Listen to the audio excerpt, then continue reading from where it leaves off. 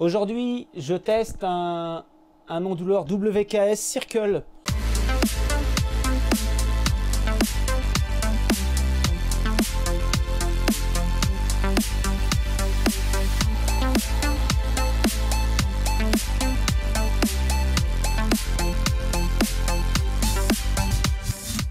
Il est un petit peu connu en ce moment, c'est un nouveau modèle de chez WKS, c'est Watunit qui le distribue, avec sa marque du coup. On m'a demandé de le paramétrer, donc j'en profite pour le tester. J'avais pas spécialement envie de l'acheter moi-même, parce qu'il ressemble trait pour trait au WKS habituel et aux onduleurs chargeurs Super Watt et autres. C'est pareil, c'est le même. Est-ce que c'est le même fabricant? Je ne sais pas, mais en tout cas, c'est les mêmes pièces, c'est le même numéro de référence, les mêmes condensateurs, les mêmes fixations, tout est pareil en fait. Il y a 2-3 choses qui changent. Alors, c'est un onduleur qui est vendu pour du 5800 watts, avec une surcharge très courte de 2 fois la puissance à voir. C'est un modèle 48 volts. La notice technique est la même que chez Superwatt, chez les autres WKS. C'est les mêmes réglages. Il y a un petit peu plus de réglages parce qu'il y a un peu plus d'interface. C'est un onduleur qui peut être mis en parallèle, en triphasé. Et puis il y a justement le circle, les LED. Il y a au moins 10 paramètres pour régler les LED. Parce qu'en fait, elles ne sont pas là que pour faire joli, même si moi je considère qu'elles sont là pour faire joli.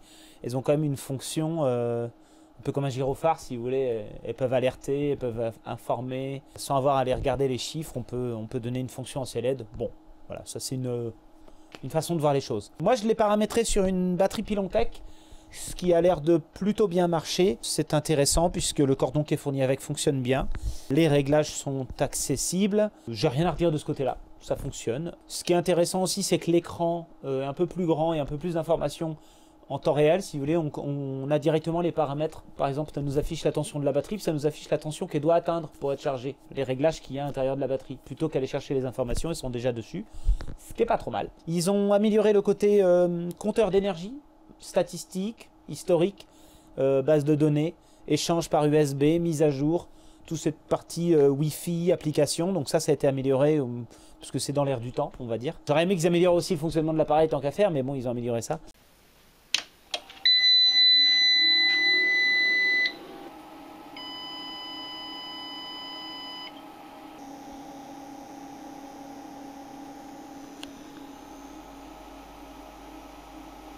Sans surprise, c'est un appareil qui consomme énormément à vide.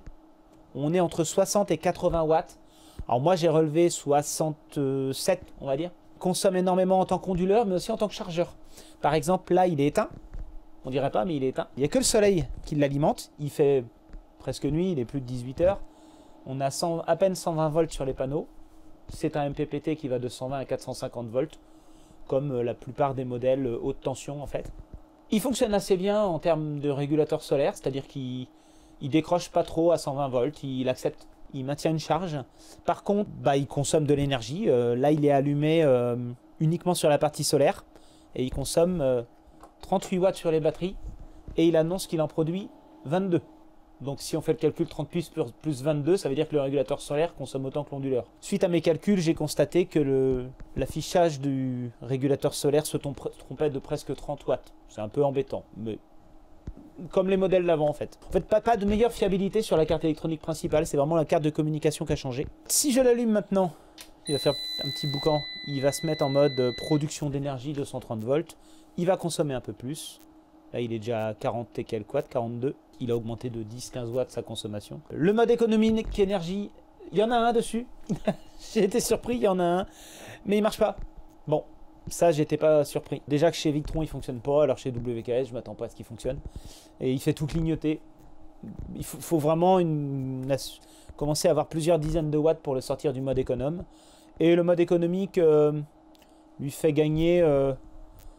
Bon, attendez, on va voir ça tout de suite. Là, il a dû se mettre en mode économe. Ouais. On va attendre que le régulateur solaire s'éteigne. Là, il est en mode économe parce qu'il délivre 20 volts à la place du 230 volts. Alors, en mode économe, il est aux alentours de 30 watts de consommation. Donc, il divise par 2 sa consommation, ce qui est très bien. C'est super. C'est supérieur à un Victron, supérieur à un Studer, supérieur à beaucoup d'onduleurs, mais il faut qu'il réussisse à démarrer en fait avec un appareil. Si c'est juste pour mettre un téléphone portable ou une lampe, c'est pas bon. Oui, j'ai pas encore réussi à enlever le bip, comme d'habitude. Je le laisse parce que je sais pas si le client il le veut en fait. Ça peut être pratique de savoir que le soleil est levé, que le soleil est parti, mais faut pas l'avoir auprès de son lit. Alors les autres éléments que j'ai remarqués, alors il faut aller chercher dans la notice technique pour voir que c'est un régulateur MPPT 120 ampères qu'il y a dedans. Il est affiché comme 6000 watts, mais c'est 6000 watts maximum, c'est la puissance du régulateur. Donc ça veut dire qu'il ne faut pas mettre plus de 4800 watts de panneau.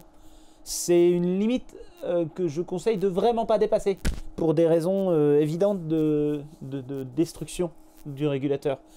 4800 watts de panneau, c'est déjà pas mal. Ça fait dire que par exemple avec des panneaux 400 watts, des panneaux comme ceux que j'ai utilisés dans la vidéo sur les régulateurs MPPT, ce sont des panneaux qui font à peu près 11 ampères en court-circuit. Donc cet appareil-là ne supporte pas plus de 27 ampères en court-circuit. Comme il y a une petite marge à respecter à cause du soleil qui est plus puissant, tout ça, et puis ça serait bien de ne pas arriver à la limite du courant pour ne pas le cramer. Ça veut dire qu'on peut, si on veut 4800 watts, il faut 2 boucles de 6 panneaux, donc on est en 220 et quelques, attendez, j'ai noté ça. 278 volts MPPT, c'est bien, il ne faut pas descendre en dessous de 220 volts, ça commencerait à être critique pour un bon rendement. Et si on ne fait qu'une seule boucle, on ne peut pas mettre plus de 8 panneaux, parce qu'après on dépasse les 405 volts, je crois. Il faut une marge de 10% pour les temps froids. J'aurais bien aimé que ce soit marqué dans la notice, mais c'est pas marqué chez Victron, donc bon, c'est pas important. Au vu de ce qu'il y a à l'intérieur, j'ai regardé à l'intérieur sans défaire le truc de sécurité, je dirais qu'il est identique aux autres modèles. Même construction, donc j'invite à pas trop faire de surcharge avec. Donc ce serait bien de le déclasser un peu en 4 kg. Il est affiché à 5,6 kg, de l'utiliser comme un 4 kg pour justement éviter de le cramer inutilement. Histoire de profiter des autres avantages du produit sans avoir à le remplacer tous les 2 ans. Ce serait bien. J'ai pas encore testé les parasitages du côté solaire, je le ferai demain et je vous donnerai la réponse tout de suite. Comme ça. Bon, me revoilà. Ouais. Finalement, il y a quelques parasites. Bon, c'est pas aussi intense qu'avec le Super Watt qui était en défaut. Disons qu'on retrouve déjà une tension à vide sur le régulateur entre 25 et 50 volts. 25, c'est quand l'onduleur est en veille et 50 volts, c'est quand il est en marche. Donc il y a bien une influence de l'onduleur sur le régulateur solaire. On a des parasites impulsionnels. Donc c'est toujours l'onduleur avec son mode économe qui envoie des parasites ponctuels. Et des parasites permanents, des multiples de 50 Hz. Hein. Pas réellement mesurables par le voltmètre. Quelques dizaines de volts en termes d'amplitude. C'est pas énorme, c'est pas une tension méga dangereuse, mais ça veut dire qu'il n'y a pas d'isolation galvanique interne. C'était attendu puisque les autres modèles ne l'avaient pas. C'est quand même quelque chose d'assez rare aussi, l'isolation galvanique, même dans les régulateurs solaires. Mais comme là, c'est du tout en un, il faut vraiment que ce soit bien isolé, qu'il n'y ait pas de parasites qui passent. Autre remarque, il fait du boucan. Il veut pas arrêter de ventiler. Il s'arrête pas. Il affiche des trucs. Il veut pas s'arrêter. Il m'agace. Je sais pas pourquoi. Il va peut-être finir par s'arrêter de faire du bruit. J'ai enlevé le mode économie d'énergie. Ça m'a agacé. Il est revenu à 64 watts. Et puis, si je suis pas apparu, bah, c'est que j'avais rien à dire. Allez, ensuite, la plupart des mesures dessus sont plutôt fausse, c'est surtout les watts, alors on va regarder le reste. La tension, ça a l'air d'aller. Quand je dis plutôt fausse, toujours une petite erreur de mesure, chez Victron ils le font aussi, parce que c'est des mesures internes qui sont influencées par tout un tas d'autres choses à l'intérieur. C'est pas très précis, je suppose que ça va avec le prix. Au niveau de la notice, la traduction en français c'est bof bof, il y a des endroits où on sent que ça a été traduit du chinois à l'anglais puis au français, puis que ça n'a pas été retravaillé depuis une dizaine d'années à peu près, c'est toujours les mêmes notices, c'est ce qu'on copier-coller. Ça doit être une notice libre de droit, certainement, je ne sais pas. Ça n'a pas été recorrigé. Le rendement qui est annoncé est relativement faible, ils annoncent 90%. Moi, j'ai mesuré un rendement en charge. Alors moi, j'ai mesuré un rendement du chargeur entre 72 et 89%. C'est un peu arbitraire, ça dépend de la puissance, si on est dans les 500, dans les 1000 watts, dans les 50 watts. Bon, c'est un rendement un peu standard, en fait. Le meilleur rendement étant 95% pour des trucs très haut de gamme. Bon, alors, sinon, il fournit un sinus plutôt propre. Mais après, quand il est en mode chargeur, il fait un peu comme chez Victron. Il filtre pas tellement, il abîme le signal parce qu'il a besoin d'harmonique, il a besoin de parasites, il a besoin d'abîmer le signal pour charger. Et du coup, il transfère l'énergie. On en reparlera dans une autre vidéo. Je vous montrerai des choses un peu complexes à ce niveau. Ça sera dans la vidéo Studer versus Victron. C'est pas surprenant. Ça fonctionne comme la plupart des autres onduleurs chargeurs. Il n'y a pas de souci là-dessus. Je ne vois pas par contre une meilleure fiabilité par rapport au modèle qu'il est censé remplacer. Après, comme il est un peu plus connu, qu'il est suivi par What You Need notamment, et je m'attends à ce qu'il fonctionne plus longtemps, à ce qu'il fasse mieux le taf. Je ne l'installerai pas, puisque de toute façon je suis pas friand de ce genre d'appareil. Moi j'ai fait le test pour un client et pour un de mes fournisseurs. J'ai pas voulu l'abîmer en mettant des compresseurs dessus et autres, parce que je n'ai qu'une batterie Pilontech. Elle ne supporte que 1200 watts, faut pas non plus déconner, c'est la batterie d'un autre client. Je connais la réponse déjà en fait. La conception est la même que les autres, je connais la réponse. Si je prends trop de puissance, il va y arriver mais pas longtemps. Bon, a priori il les supporte, mais pendant combien d'années? Enfin je veux dire, pendant combien de temps? Vraiment son côté avantageux, c'est la communication. C'est le fait que, à mon avis, ils ont rectifié un certain nombre de défauts internes, puisque c'est un produit qui existe toujours, entre guillemets. Au niveau de la configuration, c'est pas si compliqué. C'est dommage, les lettres qu'ils mettent, ça m'embête un peu, mais c'est pas très didactique. Mais comme c'est tout le temps les mêmes depuis des années, bon, si on lit, on comprend. Quand même, si on lit, on comprend. Les petits pictogrammes, il y en a un peu beaucoup, mais pareil, si on se met un peu dedans, on comprend aussi. Il n'y a pas grand-chose à dire à ce niveau-là. Au niveau du relais de terre, ça c'est un point important, le relais de terre. J'ai constaté qu'il y en avait un et qui fonctionnait. J'ai constaté qu'il avait un régime TT par défaut. Apparemment, c'est pas réglable, c'est régime TT. Et que lorsqu'il part sur une source extérieure, il déconnecte le neutre de la Terre et il épouse le régime de neutre extérieur. Donc voilà ce que j'avais à dire sur ce système. C'est à mon avis plus fiable que les modèles d'avant. Mais personnellement, je ne l'utiliserai pas, voilà. Je ne l'utiliserai pas parce que j'aime bien la haute gamme. C'est vrai que je suis plutôt Studer, Victron que les entrées de gamme. Après, il a fonctionné du premier coup, hein, le BMS, le cordon fonctionne. J'ai pas eu de soucis. Il m'a pas posé de problème, ni au démarrage, pas de surtension, pas de... Ça va.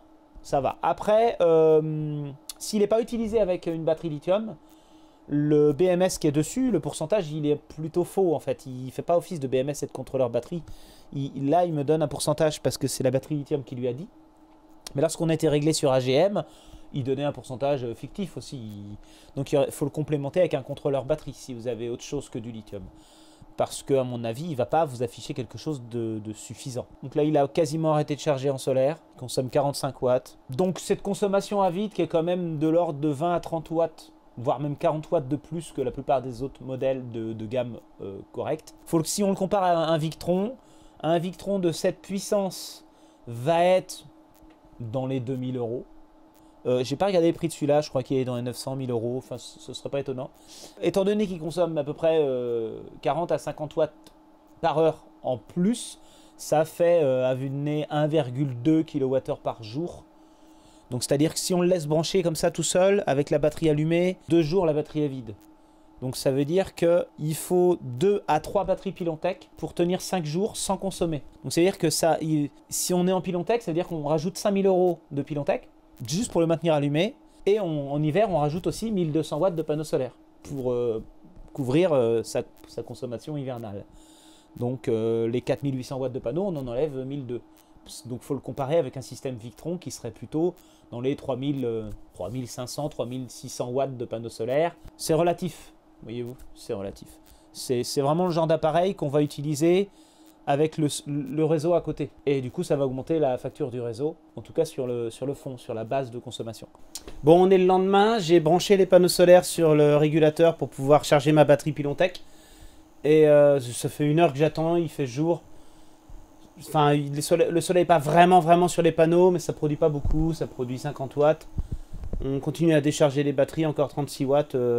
J'ai du travail dans la journée, je vais le décabler, je vais la charger autrement.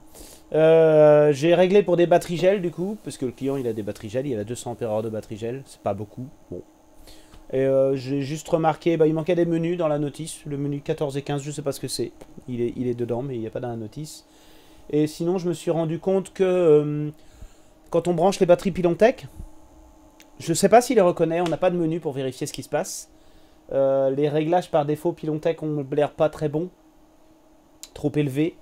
J'encourage pour ceux qui mettent du Pilontech à vérifier les seuils de décharge et de charge, parce qu'ils ont l'air soit chargés trop fort, soit déchargés trop fort. À vérifier. Je sais pas si le pourcentage est bon non plus. J'ai changé les seuils de tension, il m'indique les pourcentages différemment maintenant. Je soupçonne que c'est juste un voltmètre. Donc je sais pas, je n'ai pas confirmation que la communication passe bien. Je sais pas. J'espère que oui. Voilà.